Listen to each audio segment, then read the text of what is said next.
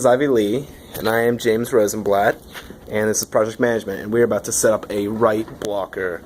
Alright, so this black looking modem box right here is the write block. So we have a cable that's USB to micro USB plugged into the write block that's going to plug into the computer, and that's going to be used to transfer data to the write block. So now over there we have a hard drive, and the hard drive we're going to use a Molex power connector for power from the write block to the hard drive. It's a little bit of a pain to plug in, and SATA connector to transfer data to the write block to the hard drive. And we are going to plug in power from the write block to give it some power. So what the write block is going to do is it's going to copy the data bit by bit exactly the way it is from the hard drive in the computer, that hard drive over there, so that it doesn't damage it. So we're going to open up this software that we have right here on the computer, and we're going to turn on the write block. Alright, so this data right here is called Data Access FTK Imager. First thing we're going to do is we're going to go to File. Well, first thing we're going to do is we're going to want to create a folder on the G drive.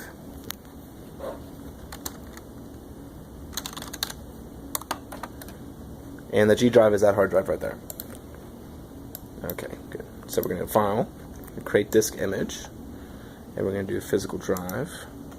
And we're going to scroll down to, is that hard drive spin up?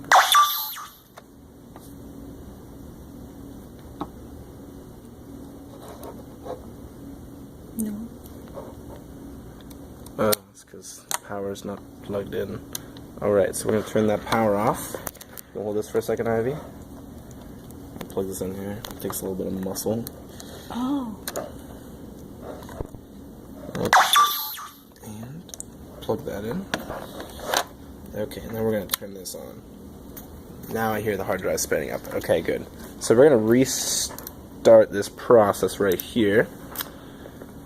Go ahead. Here, you go ahead.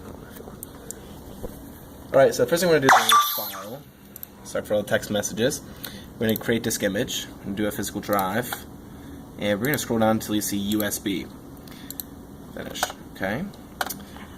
So now we're going to add, and we're going to go to EO1, which compresses a little bit, give it some case number and descriptions.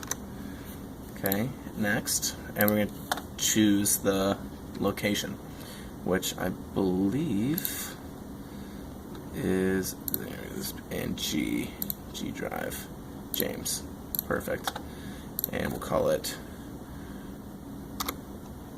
done. And we'll keep this to 6, right? Correct? Alright, and we'll hit finish, and we'll hit start. So we'll let that run for a couple of seconds, and then we will hit cancel, close out of the software, and if we look inside James right here, there should be, boom, this stuff right here. So this right here, this is the data that was copied in a short amount of time from the hard drive, and it's bit by bit, so it doesn't damage it. You don't want to damage any of the evidence in digital forensics. And then if you go into the text file, you can see the hash number. Yeah. Open that. So that we know for sure, we can compare the two. This is the MD5, and this is SH1, which are different methods of encryption. These are the hashes right here. Okay. And that's it. Here, I'll stop it so we don't lose it.